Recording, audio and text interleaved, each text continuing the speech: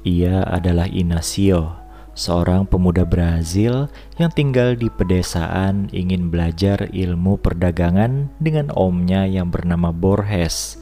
Inácio dibawa ke kota dan rencananya ia akan diajari beberapa teknik ilmu perdagangan untuk bekal nanti saat ia mulai bekerja. Namun sebelum itu, Borges pergi ke barbershop dan mencukur rambutnya supaya terlihat lebih rapi. Setelah selesai, mereka melanjutkan perjalanan menuju rumah Borges. Rumah itu tidak besar, namun juga tidak kecil. Yang penting di dalamnya ada seorang wanita yang akan membuat hari-hari Inácio jadi lebih berwarna. Baru juga sampai di tempat itu, Inácio sudah langsung tertarik pada istri Borges yang bernama Severina. Tapi bukan pada wajah atau yang lainnya, melainkan pada kedua tangannya. Inácio merasa tangan dari tantenya itu bagaikan tangan bidadari yang menari-nari, padahal sedang membuat adonan kue.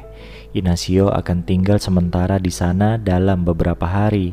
Kamarnya sudah tersedia dan dirapikan oleh Severina. Wanita itu memberikan Inácio sebuah buku cerita favoritnya. Siapa tahu buku itu bisa menjadi pengantar tidur Inácio saat malam hari. Esok harinya, Inácio dan omnya sarapan dan lagi-lagi Inácio salvok pada tangan dari tantenya itu. Lalu mereka jalan-jalan ke kantornya Borges. Inácio ini adalah pemuda yang tidak banyak bicara. Ia hanya memperhatikan dan terus memperhatikan apa yang dikatakan dan dilakukan oleh omnya. Dari cara membuat dokumen, memverifikasinya, dan penawaran terhadap barang yang akan diperdagangkan. Entah Inácio ini fokus atau tidak saat diajari oleh omnya.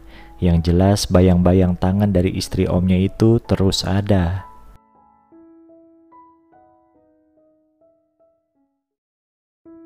Beberapa hari di sana, Inácio mulai melihat sifat asli omnya yang temperamen.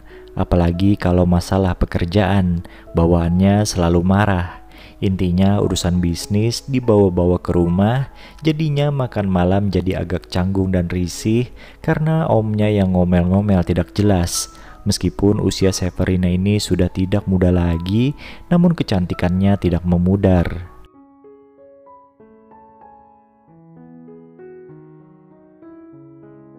Hari demi hari, Inácio terus belajar dan belajar. Bahkan kini ia tidak ditemani oleh omnya lagi. Ia harus mulai mandiri untuk masa depannya. Pagi itu Inácio tidak pergi bersama omnya dikarenakan hari libur. Habis sarapan, Inácio pergi ke kamarnya rebahan sambil baca buku cerita yang diberikan oleh Severina. Sementara Borges pergi karena ada urusan. Dan di sini, tantenya itu merasa ingin tahu lebih banyak tentang Inácio. Meskipun kelihatan cuek, Severina ini ternyata memperhatikan keponakannya itu. Bahkan kala itu, ia pelan-pelan mendekati dan melihat Inácio yang tertidur gara-gara membaca buku ceritanya. Entah apa yang merasuki istri omnya itu, ia mendekati Inácio lalu memberikan sebuah ciuman tipis. Kemudian buru-buru ia kembali ke kamarnya seolah-olah telah melakukan kesalahan. Borges pulang dan melihat piring-piring masih dalam keadaan berantakan di atas meja makan. Dalam hati ia bertanya apa yang dikerjakan istrinya seharian ini. Hingga pada akhirnya Inácio harus meninggalkan rumah Borges. Omnya itu menganggap tugasnya sudah selesai. Kini Inácio harus belajar mandiri dan menerapkan apa yang sudah diajarkan olehnya. Inácio tidak mengucapkan perpisahan pada tantenya, tapi ia berharap bisa bertemu lagi atau mungkin ia bisa menemukan tangan-tangan yang lebih indah dari milik tantenya itu. Dan film pendek ini pun selesai.